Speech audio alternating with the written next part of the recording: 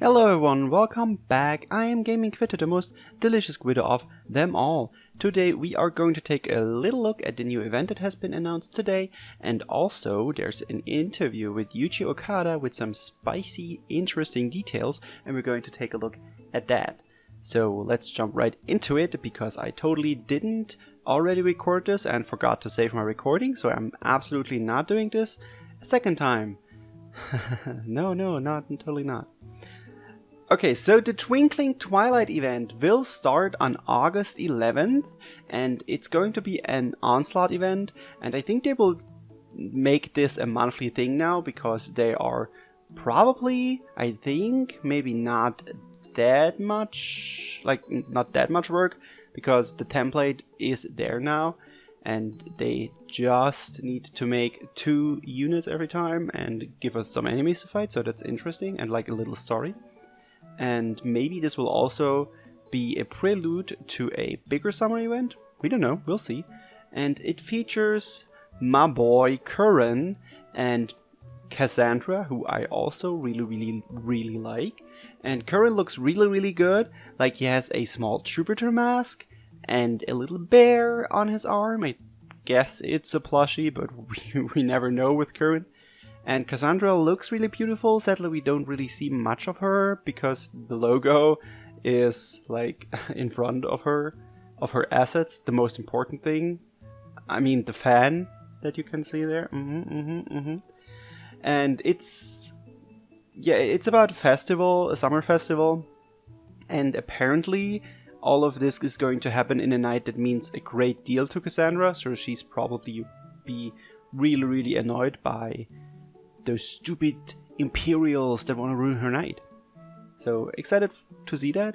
The summoning banner has not been announced yet. I think the characters will appear in a gala remix a few days after the event started.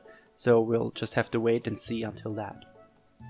So let's talk about the interview with Yuji Okada. I will put the question and the answer on the screen, on the screen, and leave a link to the interview in the description below, so you can take a closer look at it if you want to, and I will just summarize it for you guys so the video doesn't get too long. So the first thing they talk about is Halloween Elisanne.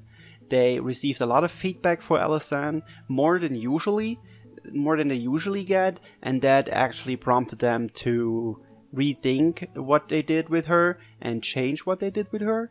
And what they are doing with her is her skill 1 doesn't have a higher skill charge anymore. I think that's what it was.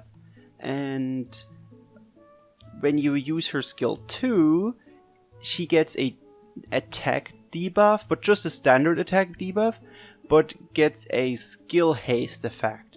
So that means that once you've used Mischief Maker, I think skill 2 is, your skill 1 fills quicker. I think that's at least how I understand it.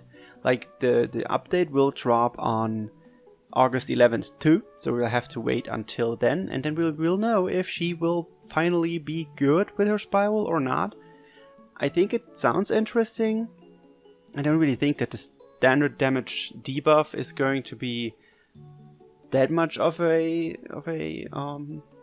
deal breaker for her, and yeah, we'll just have to wait and see. I really hope she's going to be good, though. I really hope it, because I like her design and all. I don't have the materials to build her, but it would be cool if I could.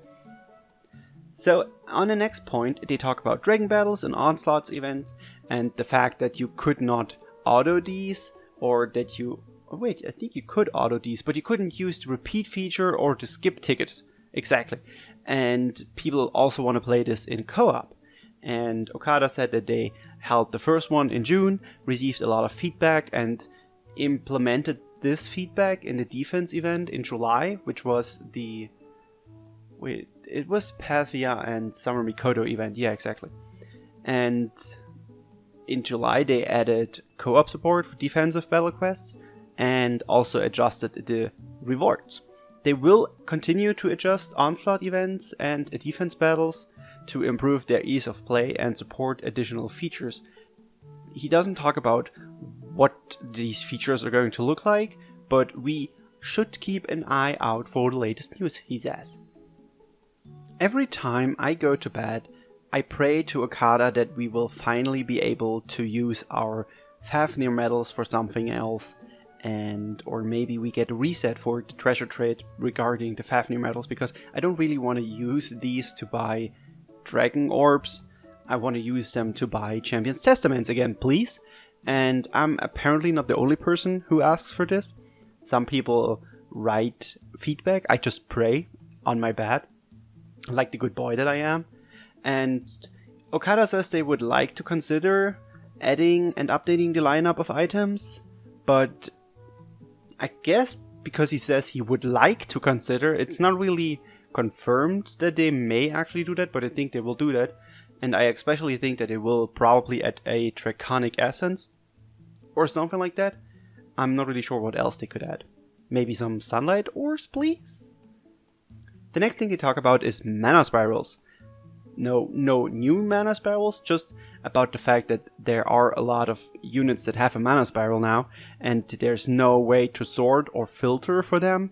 And apparently for some players that's a big problem, because like when you open up your collection, you don't immediately see who has more than just 50 MC, like who has a Mana Spiral. And so people want to have some kind of filtering or sorting option. And Okada says they have adjusted their development schedule to implement something like this. So this will happen, I guess, sometime in the future. He says that the Adventurous Mana node progress is indicated by the color of the numbers on the Mana Circle screen. But actually it's a bit hard to tell whether or not a Mana Circle is unlocked. And they're considering how to improve the way in which this information is presented. So they will change this in some way. He doesn't really know how yet, but look forward to this. Another thing that I really want to be in the game is being able to like just copy a character and put it on a different team, because we have a lot of team slots now, and this is awesome. Thank you very much, Cygames. But it is a troublesome process to go through every team and build it just to like swap a unit. Okada says that they plan to allow players to copy and rearrange teams in a future update, so we just need to be patient, and this is really good. Thank you very much, Okada-san. The last question that they asked him is how the team is preparing to welcome the 2nd anniversary of Dragalia Lost in September.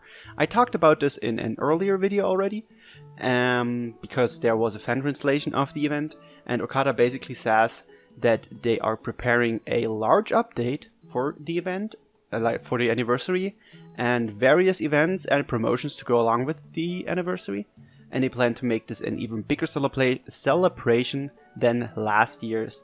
So super excited for this, because last year's anniversary was really good. I think we got like a lot of free summons, we got tons of items, we'll probably get a new Dragalia Digest, I think. So super excited to see what they have in store for us. Maybe the Fractured Future event, I think, was awesome. And I really hope that they can surprise us with another event like this. Maybe we'll get a cool new unit like Gala Sethia or something like that. So that's basically it already. I will summon on the Curran and Cassandra banner when it drops. So if you want to see that, please remember to subscribe to my channel and wish me all of the luck, because I will need it, because I don't really want to go hard on it. And if you enjoyed this video, please leave a like, and I will see you guys in the next video. Bye!